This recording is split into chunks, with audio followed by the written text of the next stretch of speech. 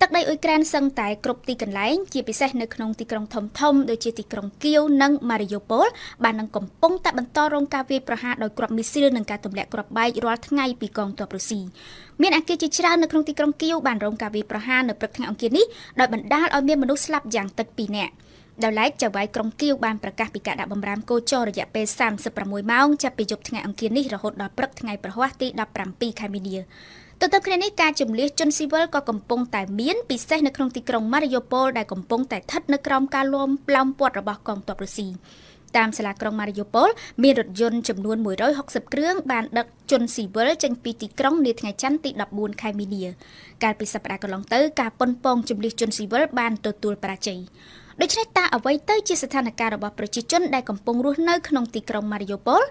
យើងស្ដាប់ការរៀបរាប់របស់លោក Frédéric Joly អ្នកនាំពាក្យរបស់កាកបាទក្រហមអន្តរជាតិដែលមានការប្រែសម្រួលដោយគូចគុនធីរ៉ា Mais la situation tragiquement continue de se dégrader avec toutes les pénuries que l'on imaginait déjà. កំពុងបន្តធ្លាក់ដុនដាបកាន់តែខ្លាំងជាមួយនឹងការខ្វះខាតសពគ្រប់ដោយដែលគេបានព្យាករណ៍ទុកតាំងពី10ថ្ងៃមុនមកម្លេះការខ្វះខាតសពគ្រប់បែបយ៉ាងកំពុងកើនឡើងពីមួយថ្ងៃទៅមួយថ្ងៃមានន័យថាប្រជាជនដែលជាប់កុននឹងស្ថិតក្រោមការឡោមព័ទ្ធពីទ័ពរុស្ស៊ីក្នុងទីក្រុងម៉ារីយ៉ូប៉ូលគ្មានអាហារបរិភោគគ្មានទឹកនិងគ្មានភ្លើងប្រើប្រាស់ហើយមិនអាចទៅព្យាបាលជំងឺបានទេស្ថានភាពរបៀបនេះបាននឹងកំពុងធ្លាក់ចុះកាន់តែអាក្រក់ទៅពី1ម៉ោងទៅ1ម៉ោងនិងពី1ថ្ងៃទៅ1ថ្ងៃ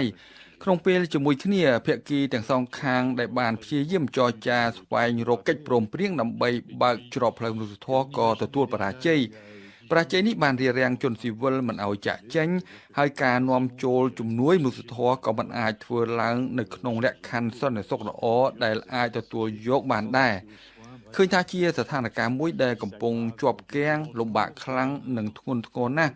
បន្ទាប់មករដូវនេះជារដូវរងាជាមួយនឹងសីតុណ្ហភាព10អង្សាក្រោម0ដែលសុទ្ធសឹងជាស្ថានភាពមិនអាចទ្រាំទ្របានសម្រាប់ប្រជាជនដែលកំពុងស្ថិតក្រោមការឡោមព័ទ្ធនៅក្នុងទីក្រុង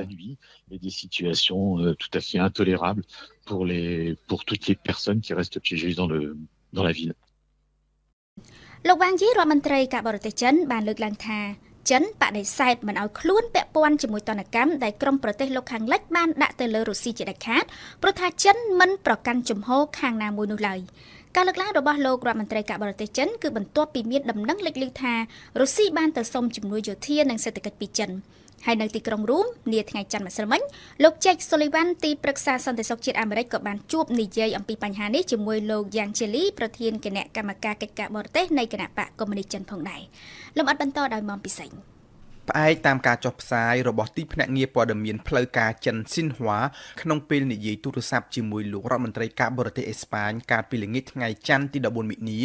លោកវ៉ាងយីបានអះអាងថាចិនមិនជាប់ពាក់ព័ន្ធអ្វីជាមួយវិបត្តិអ៊ុយក្រែនឡើយដូច្នេះចិនបដិសេធមិនយកខ្លួនទៅពាក់ព័ន្ធនឹងទណ្ឌកម្មដែលក្រុមប្រទេសលោកខាងលិចកំពុងដាក់ទៅលើរុស្ស៊ីនោះទេលោកវ៉ាងយីបានលើកឡើងទៀតថាសម្រាប់ចិនគឺចិនតែងតែប្រឆាំងនឹងការប្រើប្រាស់ទណ្ឌកម្មជាមធ្យោបាយដោះស្រាយបញ្ហាជាពិសេសនោះគឺទណ្ឌកម្មបែបឯកតោភាគីដោយគ្មានមូលដ្ឋានច្បាប់អន្តរជាតិ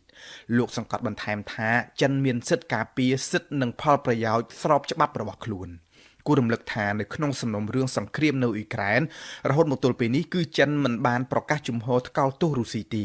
តែទន្ទឹមគ្នានេះចិនធ្លាប់បានចោទប្រកាន់ក្រុមប្រទេសលោកខាងលិចនិងអង្គការអូតង់ថាជាអ្នកបង្កបញ្ហាមុនទោះចិនអះអាងថាខ្លួនមិនកាន់ជើងខាងណាមួយមែនតែមានការបារម្ភសង្ស័យថាចិនអាចប្រកាន់ជំហរ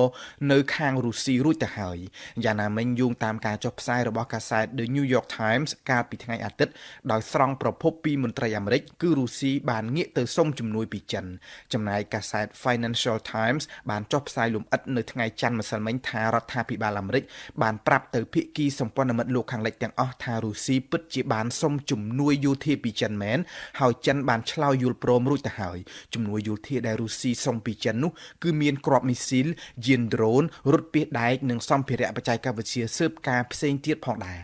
យ៉ាងណាក៏ដោយភាគីចិនបានបដិសេធថាវាជាដំណឹងប្រឌិតបោកប្រាស់ដើម្បី ចាប់កំហុសចិនដោយឡែកលោកហ៊ូស៊ីជីនអ្នកសរសេរវិចារណកថានៅកាសែតចិន Global Times បានបង្ហោះសារវីដេអូនៅលើគេហទំព័រកាសែតនេះកាលពីយប់ថ្ងៃច័ន្ទដោយបានលើកឡើងថាចិនគ្មានកាតព្វកិច្ចអ្វីត្រូវទៅសន្យាជាមួយអាមេរិកថានឹងមិនផ្ដល់ជំនួយសព្វាវុធទៅឲ្យរុស្ស៊ីនោះឡើយហើយអាមេរិកក៏គ្មានសិទ្ធិអ្វីមកដាក់កំហិតចិនដែរអ្នកកាសែតចិនដ៏មានឥទ្ធិពលរូបនេះបានបន្ថែមថាចិនគ្មានបំណងទៅយកចិត្តអាមេរិកហើយធ្វើឲ្យខូចមិត្តភាពជាមួយរុស្ស៊ីនោះឡើយសូមបញ្ជាក់ថាកាលពីថ្ងៃច័ន្ទម្សិលមិញលោក Jake Sullivan ទីប្រឹក្សាសន្តិសុខអាមេរិកបានជួបប្រជុំជាមួយលោកយ៉ាងជេស៊ីនៅទីក្រុងរ៉ូមនៅក្នុងជំនួបរយៈពេលប្រមាណ7ម៉ោងនេះគឺមិនមានលទ្ធផលអ្វីធំដុំឡើយដោយភាគីទាំងពីរមានគោលជំហរមិនស្របគ្នា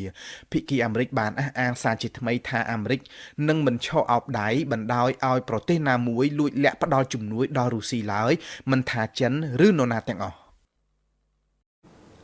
អង្គការ NASA នៅថ្ងៃច័ន្ទទី14ខែមីនាបានទទូចថាភាពតានតឹងដែលទាក់ទងទៅនឹងសង្គ្រាមនៅក្នុងប្រទេសអ៊ុយក្រែនមិនមានផលប៉ះពាល់ដល់ប្រតិបត្តិការស្ថានីយ៍អវកាសអន្តរជាតិឬក៏ផែនការវិលត្រឡប់មកវិញរបស់អាកាសយានិកអាមេរិកនៅលើយានកាប់ស៊ូលរុស្ស៊ីនៅចុងខែនេះទេអាកាសយានិក Mark Vanhead គ្រោងនឹងហោះហើរទៅកាន់ Baikonur Cosmodrome ដោយជិះនៅលើយានសូយ៉ូសរបស់រុស្ស៊ីជាមួយនឹងអាកាសយានិក2រូបទៀតនៅថ្ងៃទី30ខែមីនាបន្ទាប់ពីចំណាយពេល355ថ្ងៃនៅក្នុងលំហដែលជាកំណត់ត្រាថ្មីមួយទៀតរបស់សហរដ្ឋអាមេរិក Baikonur Cosmodrome ជាកំពង់ផែអវកាសដ៏ធំមួយស្ថិតនៅភាគខាងត្បូងប្រទេសកាហ្សាស្ថានដែលកាហ្សាស្ថានជួលឲ្យរុស្ស៊ីការបញ្ជាក់ពីអ្នកគ្រប់គ្រងកម្មវិធី ISS របស់ NASA ដូចនេះក្រោយមានការព្រួយបារម្ភថាប្រតិបត្តិការនៅស្ថានីយ៍អវកាសអន្តរជាតិនឹងត្រូវបានរំខានដោយសារតែភាពតានតឹងនៃសង្គ្រាមឈ្លានពានរបស់រុស្ស៊ីនៅអ៊ុយក្រែនកាលពីខែកុម្ភៈកន្លងទៅប្រធានាធិបតីអាមេរិកលោក Joe Biden បានប្រកាសដាក់ទណ្ឌកម្មថ្មីថានឹងធ្វើឲ្យឧស្សាហកម្មអវកាសរបស់រុស្ស៊ីធ្លាក់ចុះរួមទាំងកម្មវិធីអវកាសរបស់រុស្ស៊ីផងដែរភ្លាមប្រធានទីភ្នាក់ងារអវកាសរុស្ស៊ី Roscosmos លោក Dmitry Rogozin បាននិយាយនៅលើបណ្ដាញសង្គម Twitter ថាគន្លងរបស់ស្ថានីយ៍និងទីតាំងនៅក្នុងលំហត្រូវបានគ្រប់គ្រងដោយម៉ាស៊ីនរុស្ស៊ីលោកសង្កត់ធ្ងន់ថាប្រសិនបើរារាំងកិច្ចសហប្រតិបត្តិការជាមួយរុស្ស៊ីនោះនឹងមិនអាចសង្គ្រោះស្ថានីយ៍អវកាសអន្តរជាតិ ISS ពីគន្លងដែលមិនមាននរណាម្នាក់អាចគ្រប់គ្រងបានក្រៅពីរុស្ស៊ីឡើយហើយវាអាចនឹងធ្លាក់ចូលទៅក្នុងសហរដ្ឋអាមេរិកឬក៏អឺរ៉ុបជាមួយនឹងទម្ងន់ប្រមាណជា500តោនវាក៏អាចមានលទ្ធភាពធ្លាក់លើប្រទេសឥណ្ឌានិងចិនដែរយ៉ាងណាក៏ដោយទាំងនេះគ្រាន់តែជាការព្រមានប៉ុណ្ណោះតែធាតុពិតជាក់ស្ដែងភាគីពាក់ព័ន្ធទាំងអស់នៅតែបន្តធ្វើការងារជាមួយគ្នាយ៉ាងស្អិតល្មួតនៅស្ថានីយ៍អវកាសអន្តរជាតិដោយពុំមានផលប៉ះពាល់សូម្បីតែបន្តិចដល់ប្រតិបត្តិការគ្រប់យ៉ាងនៅស្ថានីយ៍អវកាសលោក Joel Montalbano អ្នកគ្រប់គ្រងកម្មវិធី ISS របស់ NASA